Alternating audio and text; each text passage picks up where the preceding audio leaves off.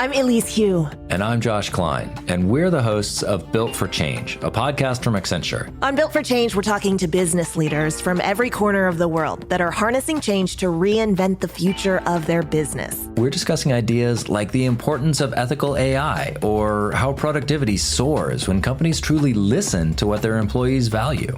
These are insights that leaders need to know to stay ahead. So subscribe to Built for Change wherever you get your podcasts.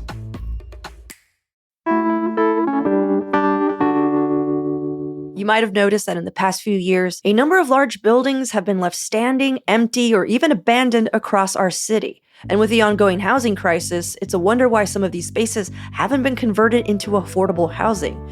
So today on CityCast Portland, we're digging into the status of a few of these vacant buildings with Willamette Week reporter Anthony Effinger. It's Wednesday, September 20th. I'm Claudia Meza, and this is what Portland's talking about. Do you think this is the most empty or abandoned buildings that the Portland Metro has seen? 100%. Okay. Is this also like nationwide, or are we just extra special? It is nationwide, but Portland, according to many people, is uniquely plagued by empty buildings. I actually had lunch with a guy the other day who does research on this sort of thing at a brokerage, and he thinks the real vacancy rate in downtown Portland is 40%. Whoa. So that means that's everything. That's like if a building has no tenant, if a building has, a lease, but the tenant's not in there, or if there's a sublease and there's no one in there. And that would be above a national average. It's, there's more vacancy in Seattle, San Francisco, the West Coast cities, right? The tech cities where people let people work from home more readily, right? Right. They're still vacant. Whereas in the Midwest, where work from home is not as tolerated, seems to have higher occupancy rates. Gotcha. So less vacancy there. So the fact that Portland is able to work from home, it's a big reason. It's not because downtown Portland is a hellhole. It's partly that, unfortunately. I mean, people are still unwilling to come downtown because of the state of affairs down there. And what this guy that I had lunch with the other day said was, what you really have to look at is it worth the commute? Mm-hmm. So you've got some really nice new buildings going up in Portland. And guess what? They're getting some tenants, right? Because it's worth the commute. Mm-hmm. People are like, okay, this is nice. It's got some amenities. It's got a gym. It's got, a food court or something. And there's parking, and it's worth going downtown. If that's not the case, boy, you really have trouble filling these buildings because people are like, what's downtown? Yeah. My Class B office building with like my favorite restaurant closed. It can be a little scary walking down the street, Mm-hmm. I mean, I've been downtown. I mean, it's no secret. We do see people smoking fentanyl in the street. It's just a fact. Yeah. When I said hellhole, I also want people to know that this is like a quote unquote. It's not personally what I think. I only go downtown when I need to just because I live on the east side, and I feel like a lot of people feel this way. Like you literally have to cross a river. So I totally agree with you, Anthony. Like it has to be worth the. I basically go for restaurants or for an activity. I don't go just to like chill or hang out. But I'm also not a teenager, so. Right. Well, I mean, the interesting thing is so I work in Slabtown, which is northwest of downtown, and you would never know that we have 40% vacancy downtown there. It's just different. People are in the street. It's an 18-hour neighborhood, meaning people work there, then they hang out there, and then, they live there. But downtown is just not that. And so I think downtown is suffering uniquely. Mm-hmm. I mean, the neighborhoods in this town are still pretty good. Yeah. I mean, there's restaurants, there's people, there's stuff going on. But the downtown core is just struggling. Right. Anthony, this entire conversation came about because we had a listener email in asking about a very, very specific empty building in her neighborhood. So when your incredibly well-researched, published article came up with a list and an update of the various buildings in the city that were empty, I thought that was just like straight up kismet. This was meant to be. Yeah. So we did two things. We did one story about the empty buildings downtown, and then we have an ongoing series called Chasing Ghosts, where every week we look at a vacant building. And unfortunately, there's just no shortage of vacant buildings to look at every week. So our listener wrote in asking, what is the deal? And deal was all capitals, by the way. What is the deal with the abandoned Gordon Fireplace building on Northeast 33rd and Broadway? She basically said, it seems like it's the perfect place for low-income housing. Like, why isn't it? And for those who are just like, where is this building? Could you orient us, Anthony, as to where the building is? Yeah, it's at 33rd, right off of 84. So 33rd and Broadway, and that's right, where the Banfield Freeway kind of curves in there. So it overlooks the highway, and it's right out, like I say, on Broadway. And they actually built buildings next to it, new buildings across 33rd to the west to mimic the style of this building, because it's the old aircraft building. It used to be, they used to make aircraft parts there. Oh, wow. And so it's kind of historic. And the idea was that, this thing would survive, and the buildings next to it should kind of look the same, right? So if you look at the building that has a New Seasons in it next door, it looks kind of like this. But the bottom line is this: a guy bought it. He was going to make creative space, like office space in there. Oh, that would have been cool. And yeah, and he had real trouble. The permitting process took a long time, and then the pandemic hit, and everything changed. And since then, it's just been sitting. And we haven't heard much about it. If he's planning to do office space there, that's going to be a risk because there's just so much office. And you might see him pivot to housing. And this one, it could work because there's windows in the building, which is what you need.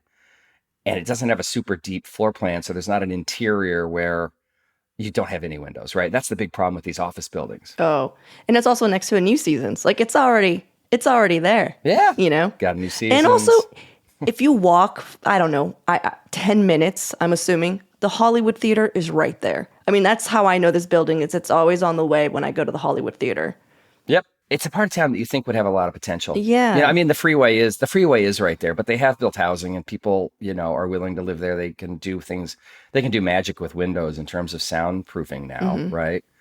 And it's centrally located. I mean, we need to check up and see what his latest plans are, but nothing's moving there. The only thing that's happening is new graffiti every now and then. Yeah, it's basically a canvas for anyone who's trying to get into the graffiti game, it seems, because there's some really good stuff, and then there's just stuff where you're like, oh, buddy, you should have stayed at home. But that's fine. Yeah, no, there is some good stuff. It's exactly right. It's a good word. It's a canvas.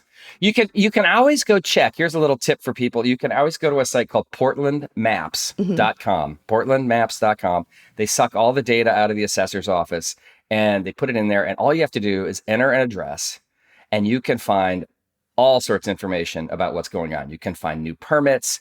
You can find what the assessor is saying. You can find out who owns it, when it's been sold. So I would encourage people, if you've got a question about a property, check Willamette Week and see if we've written it up. And if not, portlandmaps.com.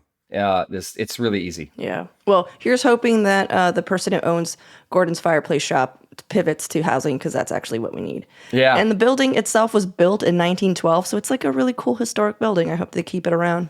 If you switch from commercial to residential, so say you have an office building, it's been commercial, you want to go residential, you have to go through a total seismic review and seismic upgrade. And that is where the money just gets crazy. Yeah. So that's another hurdle to turning this stuff into housing. I feel like the hurdles are what the city should be focusing on helping developers jump through. I think they're trying. I think they have been trying to loosen some of the seismic, which, and again, that gets into, well, should we be doing that? I mean, not loosening. It's a real dance. Yeah, not loosening, but like providing, helping fund, like not, no, we're not saying we don't need this retrofit, but it's just like, if it's really expensive, like, hey, we'll pay for half or, whatever. What about using how about a federal program that helps seismically upgrade things in the Northwest? I mean, this is millions and billions of dollars. If you believe that we're going to have a 9.0 earthquake, as everybody predicts, like it could happen right now when we're sitting on this podcast, right? I mean, that's the fact. If you believe that, then we should probably be doing more than what we're doing. Right. It's true. Right. And there's only one entity in the world that could possibly afford that. And that's the federal government. Right. Well, another building on our what's the deal list is actually a really beautiful office building that this whole time, Anthony, I thought were fancy condos, but they're pretty much on the Northwest waterfront. It's called the Field Office. Tell us what you know about it. What were its dreams, Anthony? Oh, God. So that building was conceived and built when all sorts of tech money and tech companies were moving to Portland because San Francisco and Seattle were getting crowded. Right. Mm-hmm. So you remember in Silicon Valley, all of a sudden I think it was in the teens after 2010 or so, all these companies moved into San Francisco and it boomed. Well, guess what? Real estate got really expensive in San Francisco. Well, guess what? Let's move to Portland. It's cheaper there. And it's kind of like San Francisco. They have, we have artisanal donuts and, all that stuff. So the guys who did Field Office said, hey, we got all these tech companies moving up here. Let's build them a building that'll attract them. Right. Mm-hmm. So they built a building that was like, kind of a dream for those companies. It had a roof deck. It's got like bike parking. It's got scooter charging. It's got cool spaces to hang out. It's like, you can imagine like it's tech bro heaven, right? Right. Okay. So they build, the local developer builds the thing and then sells it. This might've been the greatest sale of all time in Portland. Why is that? Tom Cody and his company Project built the thing and sold it in 2019 to Goldman Sachs and Lincoln Property, two companies. They sold the thing in 2019, and everybody in 2019 it still looked like a great play, right? Mm-hmm. Well, guess what? A year later, COVID hits, right? Tech companies abandon buildings left and right, and these guys can't get a tenant, so the thing sits empty through the whole pandemic. And then recently they defaulted, they gave it back to the bank, and the bank is auctioning the loan. They're basically auctioning this property mm-hmm. to the highest bidder. And there's chatter that it has not sold yet and that the price is, I can't even, it's just all speculation, but it's just brutally low prices. Oh, really? That are being bid for this beautiful because building. The loan was like, what, 73.8 million? There's a lot, yeah. So you're thinking, and you think I can get it for like a cool 10K? Is that what you're saying, Anthony? Listen. Should I put my bid in? You laugh. Listen, you laugh. No, maybe not for this, but let me tell you something. I went to an auction for another building, old building. Do you know Pioneer Square and Nordstrom? Yeah. There's a building right next to it called Jackson Tower. It has the clock in the top. Oh yeah, I know that building. Yeah. Okay. Yeah. It's like 12 stories high. It's an old historic building. Blah blah blah. That thing defaulted. They held an auction on the courthouse steps. Literally one of those deals, like in a movie. No one bid. Zero. So the creditor, which I think, as I recall, was JP Morgan, did what's called a credit bid and said, all right, we'll take this thing. Not a single person wanted that building. So if you showed up with your checkbook there, you might have gotten that. Wow. Dang. And then I would immediately buy a monocle. I'd get a little cane and I'd just be like, I own a skyscraper. I'd be so stoked. Oh my God. And that would be a great one to own for that. That's like very monocle worthy. Yeah. Right? God. It's old. Yeah. Now I have a new dream. Good plan. Oh, that is now is to buy It's so crazy. A downtown Portland building for like 10K or less. And and then finally get that monocle. Okay, well, let's take a quick break here. And when we return, let's talk about the buildings that have personally bummed us out to see empty.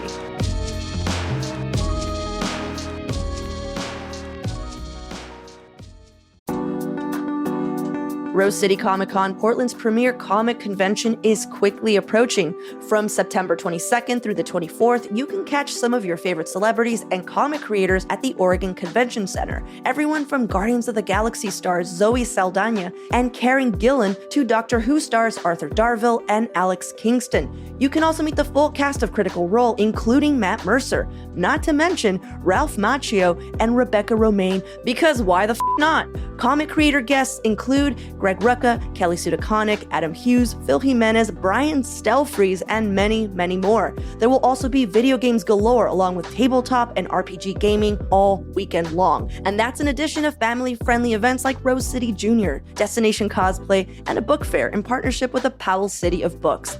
You don't want to miss out on this one. You can check it out for yourself and get your badges over at rosecitycomiccon.com. That's rosecitycomiccon.com. I'm Elise Hu. And I'm Josh Klein, and we're the hosts of Built for Change, a podcast from Accenture. On Built for Change, we're talking to business leaders from every corner of the world that are harnessing change to reinvent the future of their business. We're discussing ideas like the importance of ethical AI or how productivity soars when companies truly listen to what their employees value. These are insights that leaders need to know to stay ahead. So subscribe to Built for Change wherever you get your podcasts. You know, are there any specific vacant buildings that made you particularly curious about like what happened to them when you were doing this project? God, there's such a beautiful, Portland has this great architectural heritage. There were architects working here in the 40s and 50s who were just incredible, right?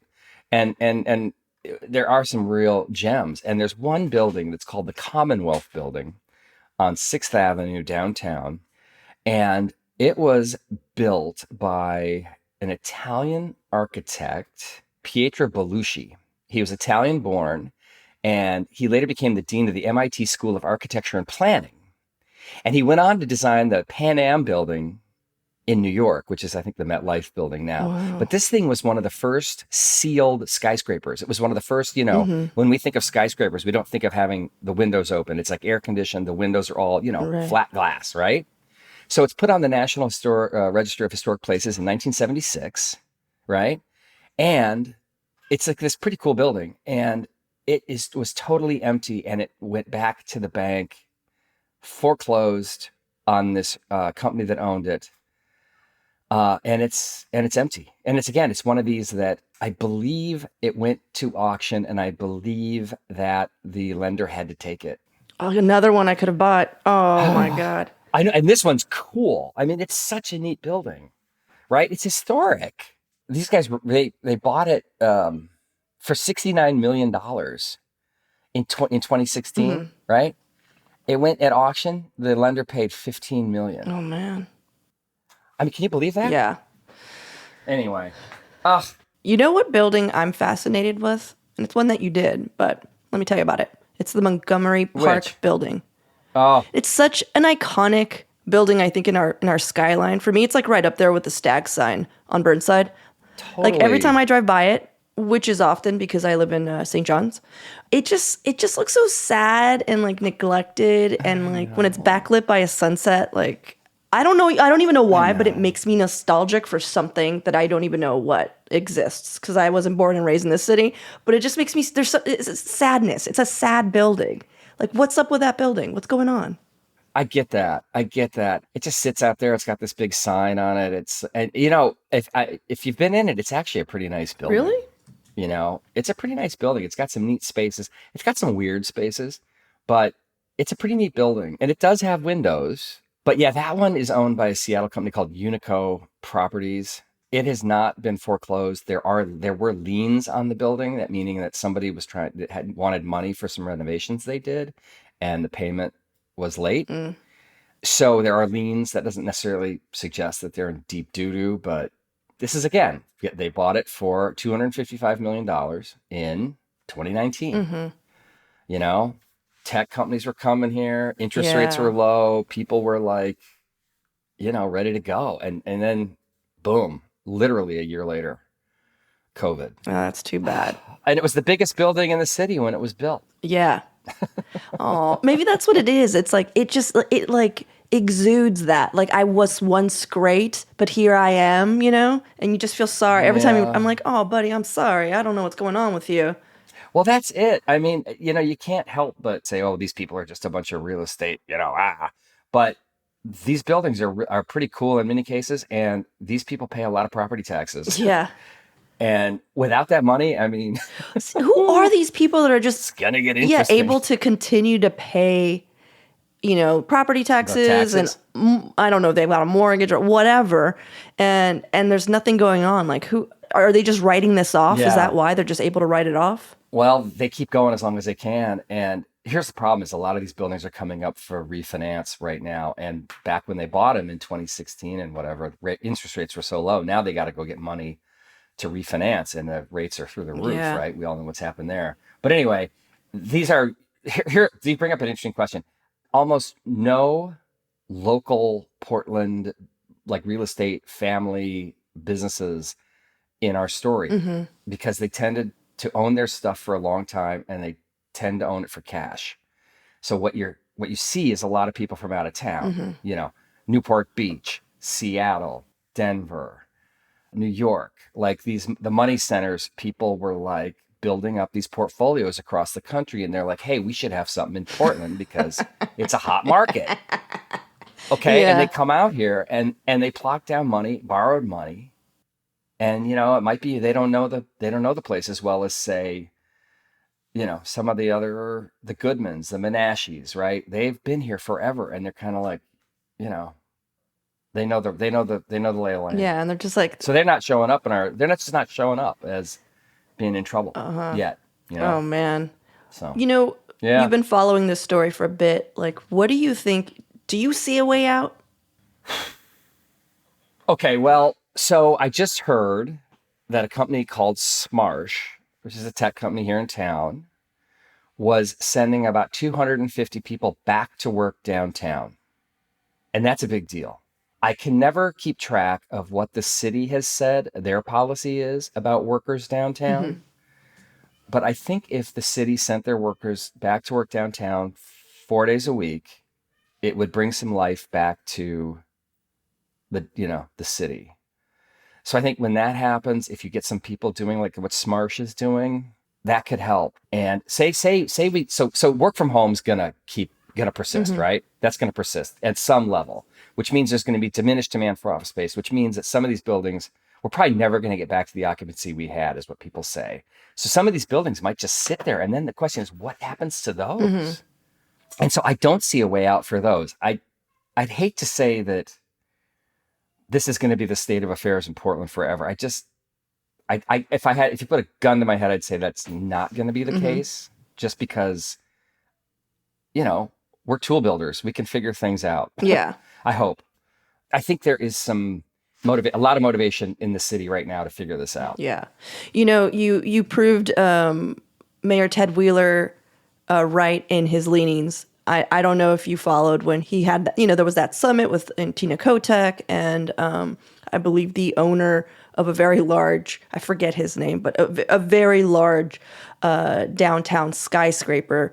And it was the committee that was put together to, figure out what to do with Portland. Yeah. And Mayor Ted Wheeler went in and asked for a lot of things that seemed ridiculous. And one of them was just like force all the office workers to come back. And everybody was like, dude, like first make downtown livable.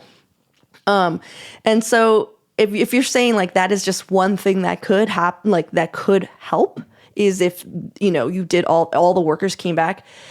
Do you think that would solve it just immediately? Like all the office workers came back? All of them? I mean, yeah, if you got every single one of them back that was here in 2019, sure, but that's not going to happen. That's just not gonna Exactly. happen. Yeah. So it's a tall order. I mean, listen, Umpqua Bank and all these other people, you know where they're moving? They're moving to Cruz Way in Lake Oswego. I mean, we did a story, we talked about it being the new Main Street. It's crazy. So that's those people are not coming back to Portland anytime soon. They've signed leases. Yeah. Well, you can go to Lake Oswego, have fun. Yeah. I just want to do a little call out to listeners. If there's any particular building that you're looking at, call in, or we have a voicemail phone number, we have an email. Just let us know what building you're looking into. Again, we'll link to Anthony's and also the Willamette Week's ongoing reporting on this. But yeah, just let us know. I'm just curious at like what buildings people are looking at and going like, what the heck is up with this? Now, here's the thing though. We have a terrible track record that a lot of the buildings we write about tend to burn down. No, I'm not kidding you. We've had like 3 of them. Oh my God. But you've... Now, 3 out of we've probably however written many about you've been dozens, yeah. but look, it's more than 1%. I think you're trying to make a correlation that's I just hope it's not. I'm not saying we don't want that on our heads. we're destroyer of worlds, but Willamette Week holds a lot of power, is what Anthony is trying to say. No, or we're cursed. Are we cursed? I don't know. No, there's been a couple. It's sad. Well, Anthony, thank you so much for hanging out and like going through these buildings with me. I'd love to have you back on. And anyone who's listening, if you have ideas for other buildings to look into, shout them out.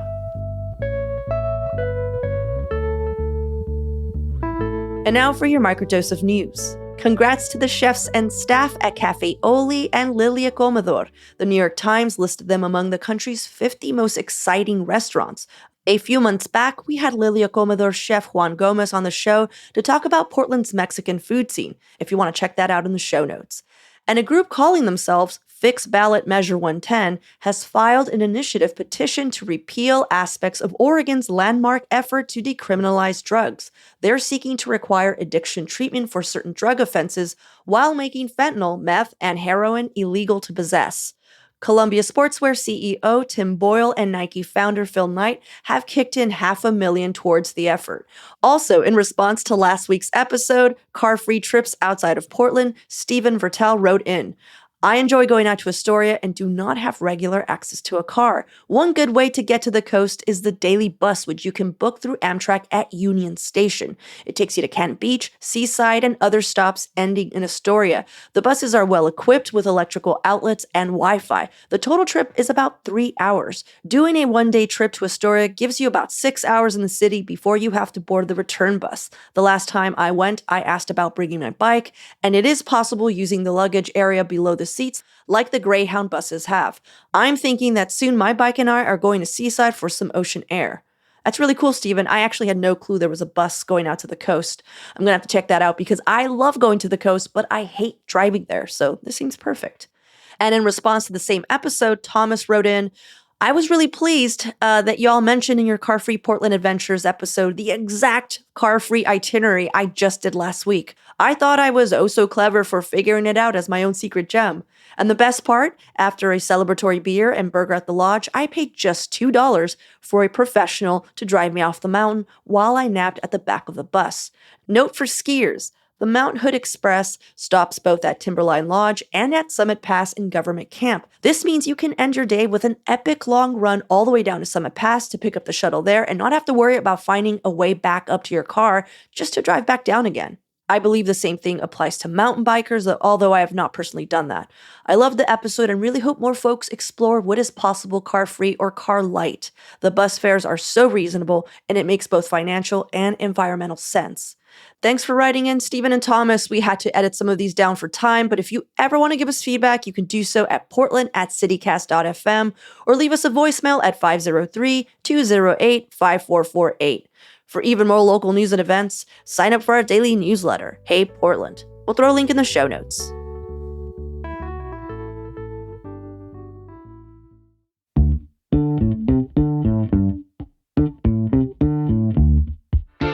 That's all for today here on CityCast Portland. Thank you so much for listening.